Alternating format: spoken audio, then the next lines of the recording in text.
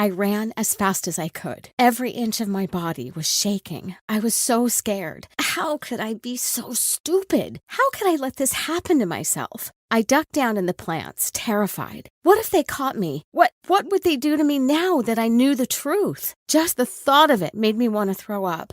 I could see their flashlights looking for me. With shaking hands, I started to dial 911 on the phone. If something happened to me now, no one would know where I went. The phone started to ring, just as their flashlights got closer and closer. I held my breath as the 911 operator picked up. How was I going to get out of this? Every step they inched closer and closer to me. My chance of getting out of here alive seemed worse and worse. Before we get into my escape, I need to explain how I got myself into such a terrifying situation. To be honest, all I did was wake up. One morning, I opened my eyes in bed and felt a wave of panic wash over me. My head felt so fuzzy, almost like I was in a dream or something. I looked around and started to really freak out. I didn't recognize anything. Where was I? And who was I? I got out of bed and started to look around the room. Anna was in pink letters on the wall. But did I even like pink?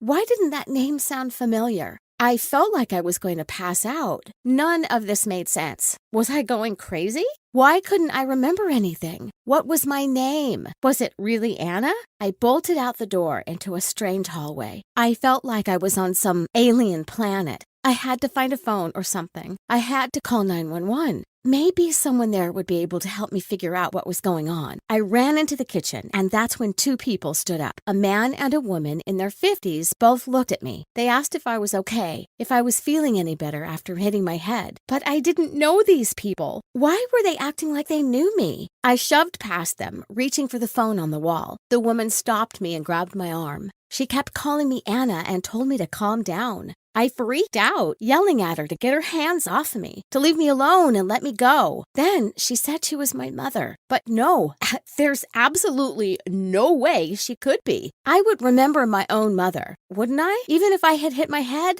The two managed to sit me down and explain everything. Apparently, I had hit my head a few days ago and had been out cold ever since. The doctors told them to just monitor me until I woke up. I told them I didn't remember any of that I didn't know this house, that they weren't my parents. They looked so concerned, I started to feel a little embarrassed. Was there something wrong with me? Tears started to roll down my face. That's when the woman pulled out a baby book and started showing me photos of what apparently was my childhood. And I had to admit, the photos looked exactly like me. My fear started to grow. Maybe they really were my parents, and I was going crazy. Through my tears, I told them I didn't remember anything. The woman rubbed my back and told me it was okay. We would figure out what was wrong with me together. They had been so scared of losing me. They were just glad I was okay. The woman took me up to my bedroom and told me to lie down and sleep some more. Maybe when I woke up, I would feel better. I faded in and out of sleep for a few hours, stuck between weird dreams and being awake. Have you ever had a night like this? Where you feel like something in your life just isn't right? At one point, I woke up and heard talking outside my door. I crept over to try to hear what they were saying. My mother and father talked in hushed tones. My mother was concerned something was really wrong with me, that they should take me to some inpatient care. I felt a weird rush of guilt and embarrassment. They really did think I was going crazy, and they probably weren't wrong. But I didn't want to go to a facility like that. What if I went there and they really did think I was insane? Would I spend the rest of my life there?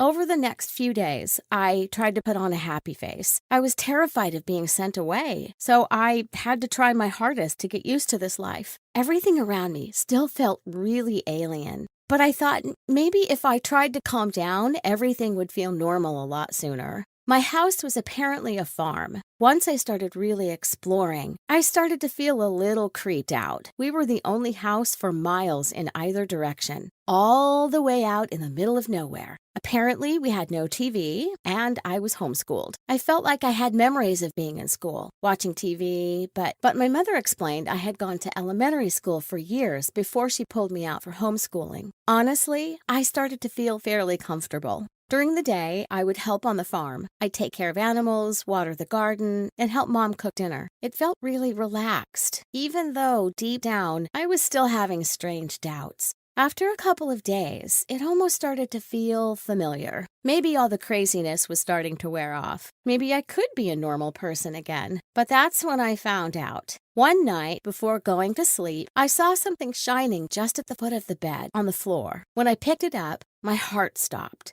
It was a shiny gold necklace with a monogrammed D on it. Where could this possibly have come from? Did I have a friend I didn't remember? Had someone else been in here? And if it was mine, what was the letter for? I thought about asking my mom, but maybe it was better if I kept this as my little secret and investigated myself.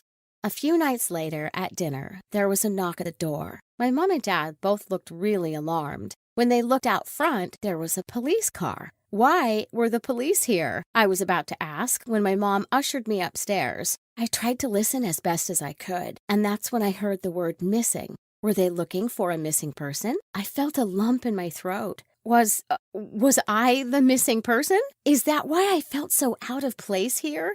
That night, I laid in bed staring at the ceiling for a long time. Maybe I was just being paranoid again. My mom had said herself I had shown signs of paranoia. And these people, they had been so nice to me. If I was really a missing person, why would they take such good care of me? Maybe if I found something to calm myself down, I would feel better. If I could just find my birth certificate or something. I tiptoed down over the stairs. I felt like I was doing something really wrong. They had taken care of me. Shouldn't I trust them? I looked through all the drawers in the house, trying desperately to find anything that would calm me down. But it's like none of our family documents were anywhere. They had to be tucked away somewhere. But where could that possibly be? I took a step in the office, and the wooden plank under me seemed to move. I lifted it up to find an entire box of documents underneath. Finally! Maybe there would be something in here that would help. When I lifted the first thing out of that box, my heart stopped. It was a school ID with the name Daria on it, and it was a photo of me, as clear as day. I couldn't breathe. I could hardly even think. Where had this come from? I looked even closer at the photo and realized I was wearing a necklace, the same necklace that I had found at the foot of my bed. My hands started to shake. I had to keep looking in the box. I had to get to the bottom of this. The next thing I pulled out was even more horrifying. It was an obituary, followed by a death certificate for a girl named Anna. She had died when I was 12 after a fall from the loft in the barn where she hit her head. I started to hyperventilate. Were they pretending that I was their daughter? Had they kidnapped me just so they could pretend Anna was still alive? I had to get out of there. I tried to put the plank back, just as I heard footsteps come down the stairs. I had to be fast. I scrambled to try and put it away, but whoever was walking definitely heard me. I bolted for the window, realizing it was my only escape. I grabbed the cell phone that was sitting on the desk and opened the window just as the woman opened the door. She froze, shocked. I told her I knew the truth. I jumped out the window and took off running. I felt like my whole body was on fire. I ran as fast as I could. But where on earth did I think I was going? There wasn't anyone for miles. I knew that, and they knew that. In the distance, I saw them both rush out of the house. I ducked into the rows of corn stalks, my heart pounding out of my chest. I had to get out of this. If something happened to me, if they got a hold of me, my real parents would have no idea what happened to me. Tears started to spill down my face as I rushed deeper and deeper into the corn. I could hear their footsteps and see their flashlights as they hurried after me. With hands shaking, I dialed 911. I had to get the police here. It was the only way I was going to be able to survive. It was really my only way out. I listened to the phone ring, holding my breath. That's when I saw the lights getting closer and closer. They were only a few feet away. If I talked to the police, surely they would hear me. The operator picked up, asking what my emergency was. I stayed silent, trying not to move. The operator asked again and again if I had an emergency. Then she asked if there was a reason I couldn't speak. If there was, I should press 1. I tried to hide the light from the phone as I pressed the button. She asked if I was in danger, and again I pressed the button. I was so afraid they would see. I was afraid I would never see my family again. The operator told me the police were on the way, and I felt a rush of relief. That's when the man found me with his flashlight. I ran as fast as I could through the corn, trying desperately to stay away. If I could just lead them to the house, maybe the police would be here by the time we got there. I couldn't even breathe anymore. The air in my lungs felt like fire. My legs felt like rubber. But this couldn't be the end. I broke out of the cornfield and found myself bathed in the red and blue light of a police car. I fell on the ground, crying as the police cuffed the man and woman. Their eyes nearly burnt a hole through me as they were put in the back of the car. The police officers ran to me, their eyes as big as an owl's. I had been missing for 3 months. They had no idea if they were ever going to find me. Once I got to the station, I was reunited with my real mother and father. It was like everything clicked for me. I still didn't remember my old life, but I felt like this was finally right. I'm working every day to get my memory back, and I did end up going to a facility where I'm getting counseling that is really helping me. Overall, I'm so happy to be home, and I wish that I'd trusted my instincts earlier. Hi, my name is Michelle, and this story literally happened yesterday. I mean, there's so much to tell about last night that I'm not really sure where to start. In short, I got betrayed by my best friend, and I almost died. And both happened within 15 minutes. It all started as a truth or dare game. I have a group of friends I've known since we were all like 5 years old. There are 6 of us, all girls, and we are 14 now. Well, a couple of us have already turned 15. I won't bother you with names, since I would have to change them anyway to tell this story, but the important thing is that among all of them, I have a best friend. Her name is Lana. Or should I say I had a best friend. Anyway, Lana and I live close to each other, so we've always seen each other more often.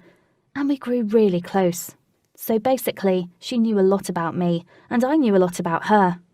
Or did I? You've also got to keep in mind that I am a really private person, and I hate telling people personal things, so Lana is an exception. There are a lot of things about me that she doesn't know either. Never mind all that. Let's stick to the story. Last night, we had planned to have a sleepover at Lana's. Her parents were away on vacation, and they had no problem leaving the whole house at Lana's disposal. She had never caused them any trouble on any of their previous trips, but I can only imagine the looks on their faces when they come back this time and hear what happened. So, 5 of us came over to Lana's for a sleepover because one of our friends, let's call her Judy, got sick. That was not the first time we spent the night at Lana's. I would come and hang out with her often, since I only lived 2 houses away. Last night we started out watching a movie. Then we cooked dinner together. 2 of our friends love cooking. After that, we decided we wanted to play something. And someone suggested Truth or Dare, a classic sleepover game. As a very private person, I hate this game a lot, because I have to pick Dare every time. The idea of telling any secret, even to a group of close friends, is just terrifying. It was okay in the beginning. Harmless questions, easy tasks, like singing a stupid song, or calling Judy to convince her Ed Sheeran was here with us doing a fan interaction project. I mean, I know it's dumb, but I managed to sound dead serious, and Judy almost believed me. The girls spoiled everything when they started laughing. They just could not keep it in anymore. One more thing before we get to the main part. Lana and I have a classmate named Josh. Josh Hurley. That's what I'll call him here. And, thank God this is anonymous, I really like him. He's amazing, and he also lives right across the street from Lana's. We talk at school every once in a while, but it never goes further than that. I believe it could, but he does not know about my feelings. No one does, except for Lana. So we're playing and it's my turn again, and I pick Dare. The girls can't come up with a task for me right away, and after a few minutes, Lana says she has a great idea. She says I have to get on the roof of her house and shout, "I love you, Josh Hurley," 3 times as loud as I can. I mean, if this is not betrayal, then what is? I still can't believe she said it. She knew I liked Josh, and she knew there was a big chance he'd hear it, and how embarrassed I would be. Now I deeply regret I didn't just flat out refuse and go home. Who cares what they would think if I did? But at that moment, I thought, a game is a game, and I just had to get it over with. I got on the roof through the bedroom window and I found a spot that I thought was safe. It was almost midnight, so it was really dark. The girls were standing at the window, ready to film the whole thing. Once again, the phrase was, "I love you, Josh Hurley." I shouted it once, dying of embarrassment. Then a second time. All of the lights in Josh's house were off, so I was praying nobody was home, because if they were, the whole family would be woken up by my screams. The girls were laughing and cheering. I really wanted this to be over, so I took a deep breath and shouted it out for the third time. As I was shouting, I started to slip down the roof. It was terrifying. I tried to brake with my hands, but it didn't work until I got to the very edge. That was where I stopped. But now I could not move, otherwise I might have fallen down at any second. And Lana's is a 3-story house. I turned my head carefully to look at the girls, and they were no less frightened than I was. Once I realised that they had no idea what to do, I shouted at them to run and get my parents. It was all over relatively soon, since my parents were there in 2 minutes, also terrified, and then the fire department came with a ladder. But you can imagine the stress I had already gone through. My parents were not happy at all, especially when they found out that it all happened as part of a game. But there was also one good thing. Josh was away at the movies with his family, so he heard none of it. That was a total relief. I tried to talk to Lana about the whole thing, but she makes it sound like what happened was totally fine, and she did nothing wrong. Never again will I do something just because someone says I have to.